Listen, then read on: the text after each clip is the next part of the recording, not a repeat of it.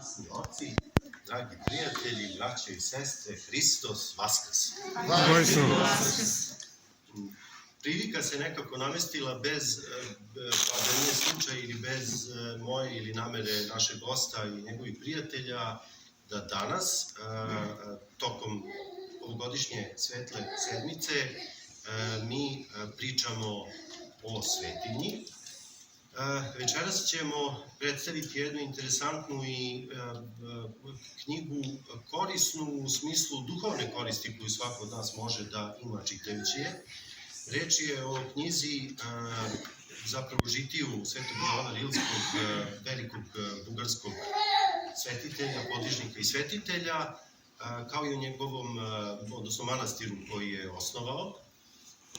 Priređivač i autor ove knjige o kojoj ćemo večeras govoriti je naš dragi sugrađanin Sava Lazarov, koga, ja verujem, većina nas ovde vrlo dobro poznaje, čovek različitih darova, muzičar, pesnik, pojac, mogu li da kažem biciklista, neko čija je životna putanja prilično duga i razuđena, hvala Bogu, neka tako bude i nadalje. Dakle, večeras predstavljamo rezultat truda i njegovog dela. Reč je, dakle, o prevodilačkom i o priređivačkom doprinosu hagiografskoj literaturi, eto tako da kažem, a njemu će u predstavljanju ove knjige pomoći nekoliko prijatelja. Pomenimo Petranu Lazarov, pomenimo Konstantina Srdanca i jednog gosta iznenađenja za koga do večeras nismo znali da će biti ovde sa nama. On jeste bukvalno gost iznenađenja i veliko ime srpske muzike, i ne samo srpske jugoslovenske muzike ili rock scene, gospodin Asim Sarmo, koji je ovde sa nama u publici, koji će posle u nekom trenutku u dogovoru sa Savom izaći i reći ili otpevati ili odsvirati ono što bude hteo i što je dogovor. Mi ćemo večeras svi zajedno, dakle, sigurnim Savinim rukama proći jedno maleno simbolično hodočašće. Ja vam želim prijatno veče. Postoji mogućnost da svako od ovde prisutnih dođe do primjerka ove knjige za sebe, za svoju kućnu biblioteku, a nakon onog zvaničnog dela svi ste pozvani da ostanete na, kako se to kaže, koktelu ili na neformalnom druženju posle. Ovde se zaustavljam, reč ima gospodin Sava Lazarov. Hvala, vreme.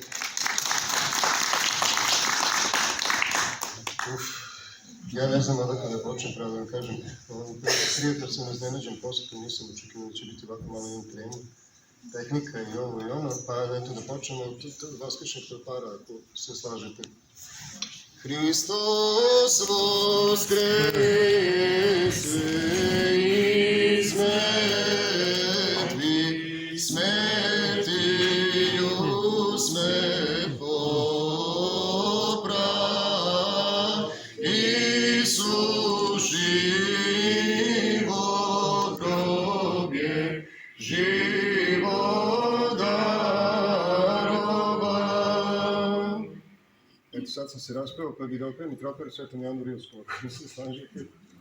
Pokajanija, osnovanije, propisanije, umiljenija, obraz utješenija, duhovna sovršenija, ravno angelno je žitije tvoje bis prepodobne, molitva u boji pošeni, sleza prebivavi oče Jovane, moli Hrista Boga o duša naših.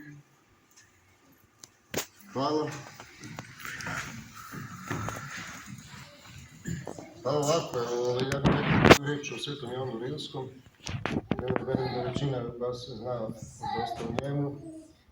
Naša Srpska pravoslavna crkva ga prvenstveno slavi kao srpskog svetitelja, i Bugari ga slave kao bugarskog, ali nije to bitno. U ovoj knjizi se nisam bavio suštinom nacionalnog identiteta Svetog Jovana Rilskog. Ja sam stavio dva žitija u knjigu, žitije Ava Justina Ćelijskog i prevod sa bugarskog izvora. U našoj Srpskoj pravoslavnoj crkvi njegova služba se nalazi u bogoslužbenoj knjizi koja se zove Srbljak. Također se pominje i u stihiri srpskim svetiteljima.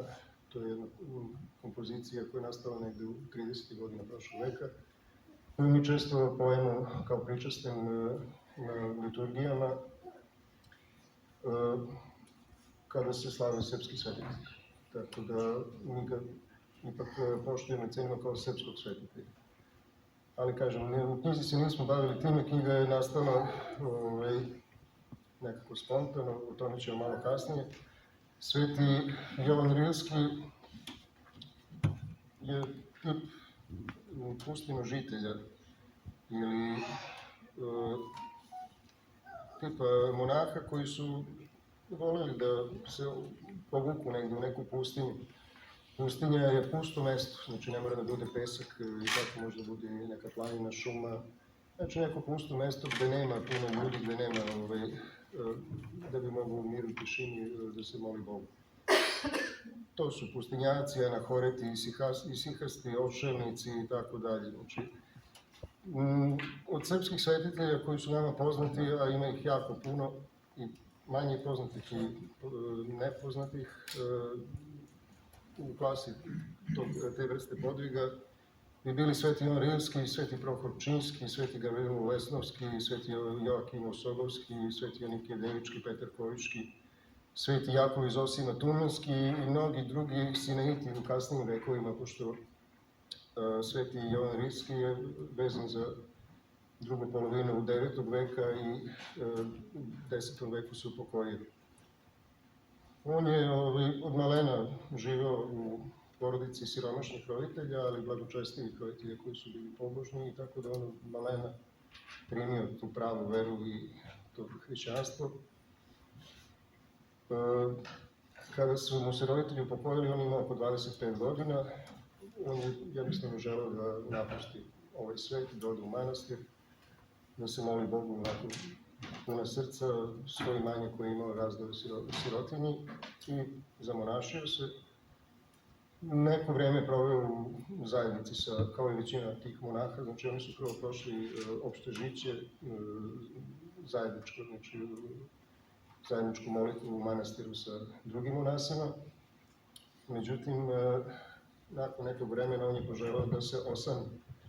Pa je pobegao u neku planinu Rujan, gde se molio Bogu, gde ima jako velika iskušenja u početku od strane raznoraznih razbojnika, životinja, divljih zveri i demona i raznoraznih drugih iskušenja, pa i od rodbine koje je htjela da vrati nazad i tako da. Tako da proveo tu neko vreme da bi na kraju se skrasio na planini Rila, koja je onako vrlo surova, što bi se rekao. Ja sam imao priliku da odem tamo. Bukvalno u jednom šupljem stablu, u nekoj kožnoj haljini se podvizavao. Da bi nakon nekog vremena ljudi saznali za njega, pa je tu nastao i prvi manastir. Okupila se neka bratija oko njega koja je želela da živi takvim istim načinom života kao i on. Taj prvi manastir je tu nastao i oni su se tu zajednički tužili, podvizavali. Kasnije je taj manastir stradao i tako dalje. Sveti Jovan Rilski je proživao ostatak života u surovim uslovima, znači na vrhu planine, koja traži posebnu vrstu podviga i posebnu snagu i jaku molitvu. Tako. Moj prvi susret sa Svetim Jovanom Rilskim je počeo negdje oko 2005-2006. godine, u vreme kada sam ja primio pravu veru na neki, da kažem, pravi način. I u sličnim okolnostima ja sam imao priliku da 2 godine provedem u planinama, gde su živjeli opet neki drugi podvižnici, ali otprilike tog istog tipa podviga. Oni su živjeli po nekim pećinama i tako. I ja sam nekako osjetio taj njihov duh živeći u planini i to me potaklo da počnem da čitam žitije svetih i umeđu vremena sam i nabavio te knjige. Čitao sam ih i nekako su mi bili najinteresantniji ti pustinjaci. Jednostavno, taj način podviga je za nas malo nezamisliv. pa to je onako mene potkalo kako su oni to mogli da prežive sve te nedaće i tako, ali jaka molitva čini čudo. Nakon toga mi se desilo 2011. godine, imao sam priliku da s jednom grupom biciklista, imao sam veliku želju da biciklom posjetim manastir Hilandar i to mi se ostvarilo 2011. godine. Bila je grupa od nas 8 i jedna devojka sa nama zajedno putovala.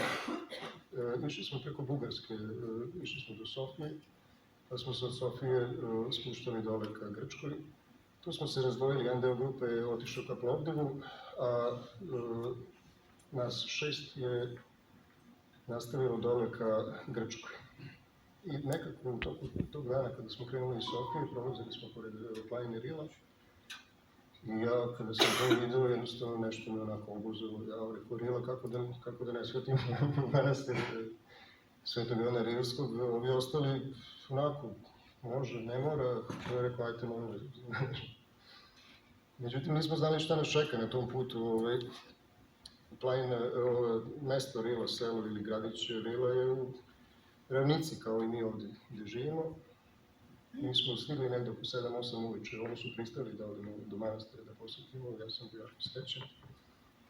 I večerali smo oko 7-8 sati uveče u tom gradiću Rila i spremamo se da krenemo da se penjemo gore na planinu, ne znajući šta nas čeka. To je nekih 1100 metara nadmorske visine, u nekih 20 par kilometara. Za nas bicikliste je to sat vremena po ravnici je oko 25 km vožnje. U nekim normalnim uslovima ako nema nekog vetra i tako. Međutim, ja sam imao tu sreću jer je pao mrak pa nismo znali što nas čeka.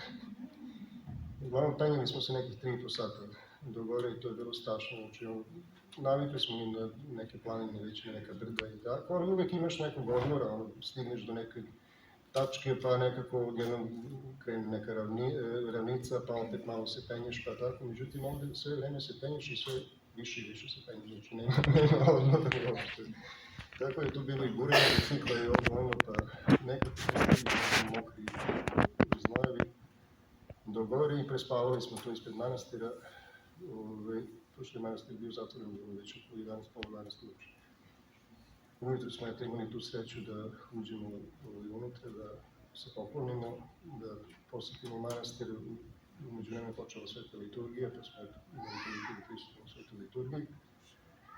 Tako da je to moj prvi susret sa Svetim Ivanom Rilskim na taj način. Umeđu vremenu desilo se da je moja školska drugarica Sonja, 10 godina smo proveli u istom razredu, u razredu koji je bio jedna zajednica, maltene kao jedna porodica.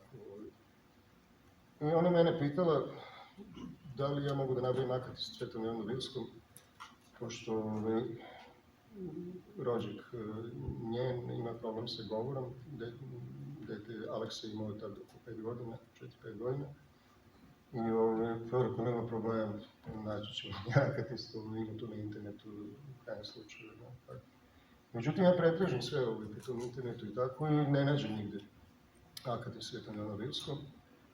Ja rekao šta da radimo, nekako u to vreme mi se otvorio opet put u manastir Svetog Ivana, uopšte u Bugarsku i u Sofiju i kod Svetog Ivana Rilskog preko mojih prijateljica monahinja iz manastira Oreškovica.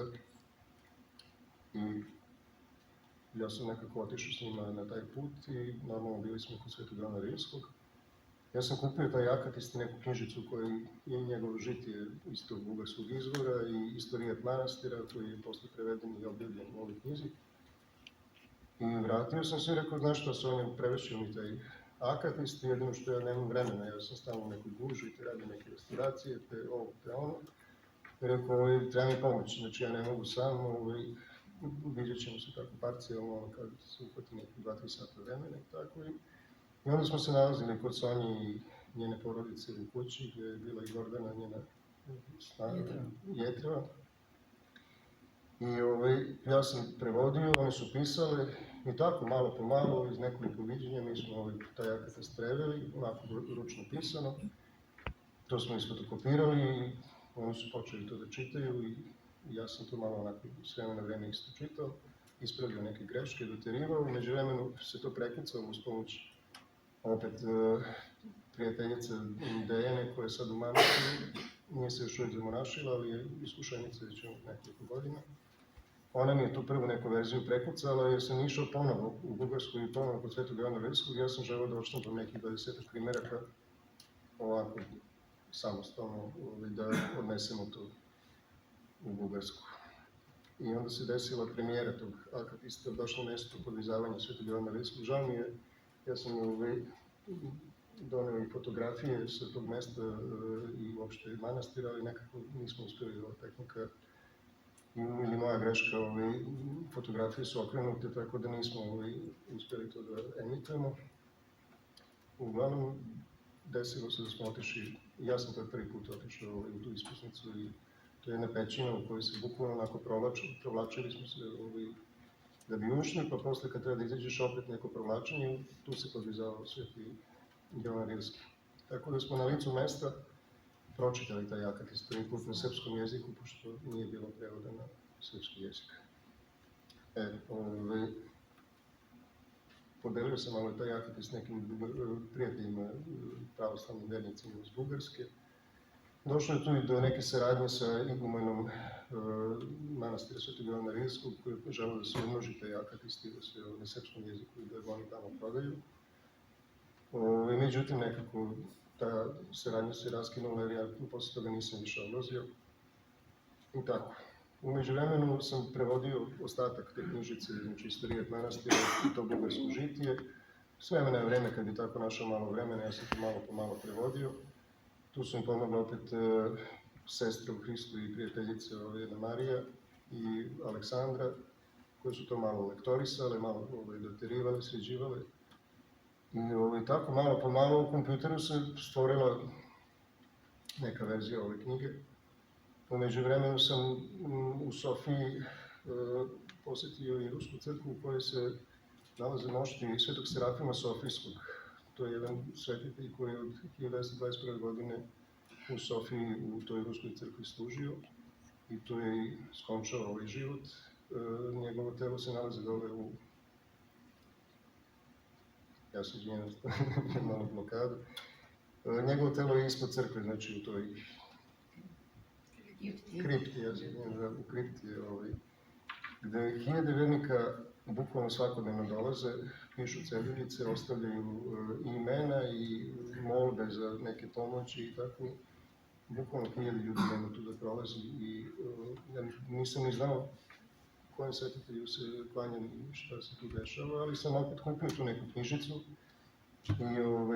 i doneo u Srbiju i polako počeo i njegovo žitije da prevodim, tako da je i njegovo žitije opisano.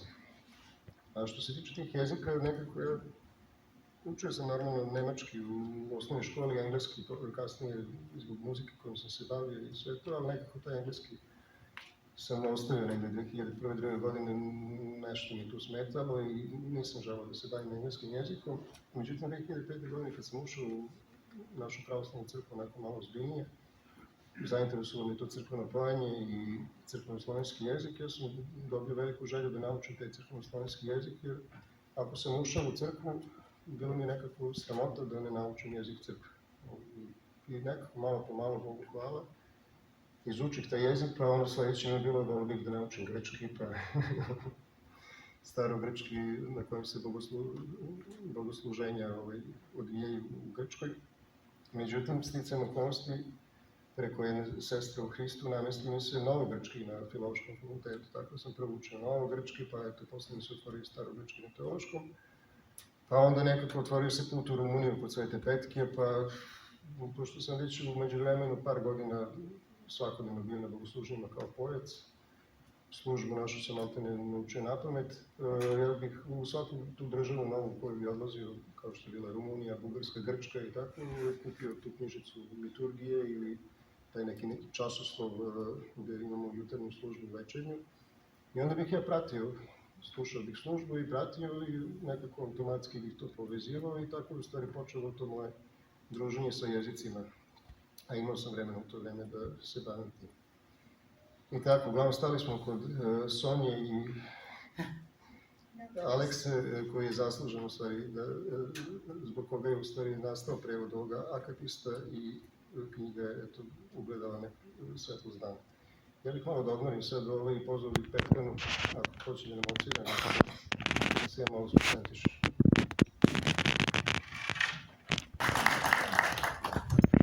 Hoće biti instrumentalno, poznate pesme svima, ali i biće instrumentalno.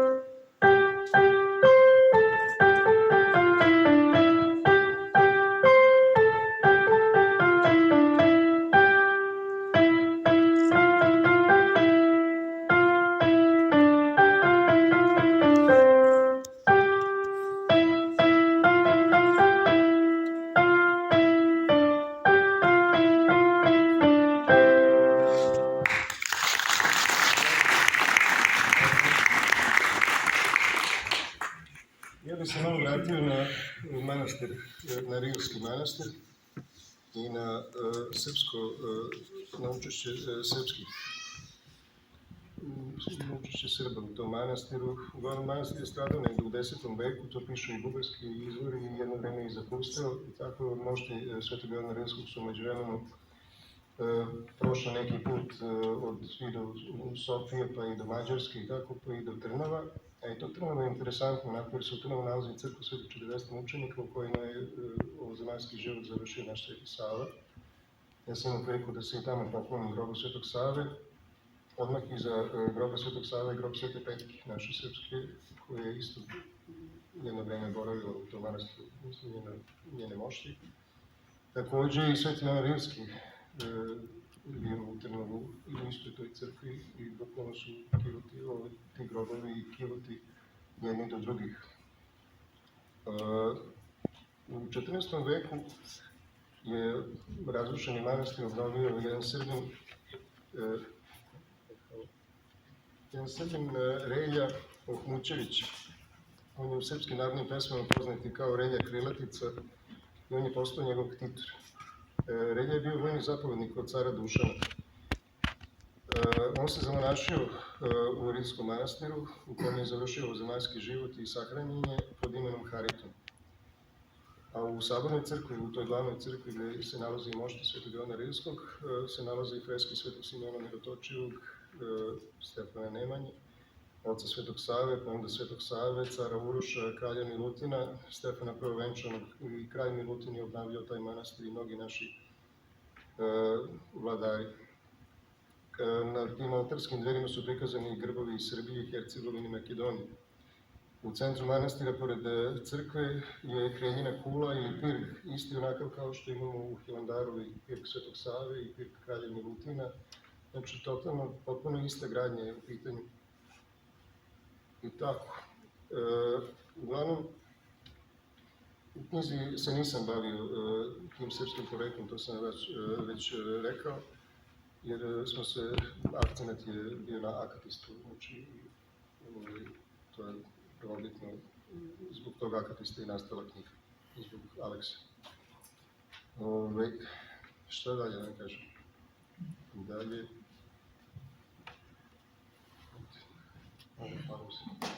Nije krenu, ja sam izvijem. Došli im treme. Ovdje sam kao nešto pripremio, nešto, ali... Mogu bih da vam ociram jednu pesmu i to je onako sve na klimenim nogama. u posljednjih 2-3 nedelje nastala jedna pesma u Svetom Jovanu Rilskom. Desilo se jednostavno, a i dugo nisam svirao gitaru, tako da nemojte mi zameriti, to je sve na klimavim nogama.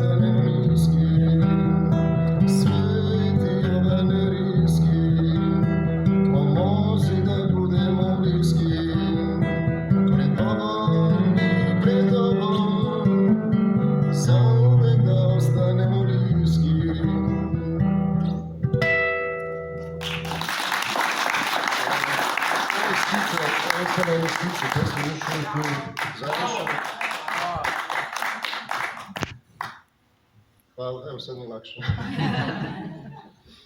Ništa, ja bih pomenuo ljudi koji su učestvovali u ovoj knjizi. Ima puno ljudi koji su indirektno nekako doprinijeli da do ove knjige dođe, koji nisu pomenuti u knjizi, ali od ljudi koji su direktno učestvovali, evo pomenuo bih lekturu su radile Aleksandra, Vesna i moja malenkost. Prepucavanje teksta su radile Dejana i Marija, a pomoć u pisanju su pomogle Sonja i Gordana Sredanov. Što se tiče, znači Aleksa je glavni uzrok ove knjige, a priložnici koji su pomogli izdanje su Vesna Spasojević, porodice Sredanov Zoran, Sonja, Zorana, Ivana, Konstantin, Sredanov Vlada, Gordana, Ljubica, Stefan, Luka, Bogdan, Legetić Marijana, Goran, Katica, Stojan, Nađa, Aleksa i moji roditelji Lazarov, Zlatibor i Dragica. I otprilike tako to bi bilo nešto u oficijalnom delu. Ja bih pozvao specijalnog gosta ako bi mogao da nama nešto odsvira, ako je raspoložen.